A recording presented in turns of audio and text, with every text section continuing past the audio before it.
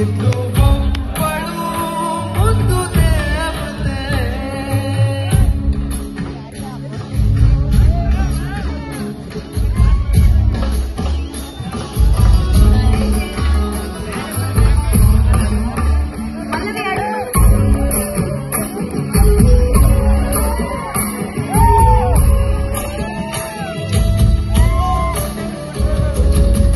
ಪ್ರೀತಿಗೆ ದೇವರು ಅಂತ ಹೇಳೋರು ಯಾರು?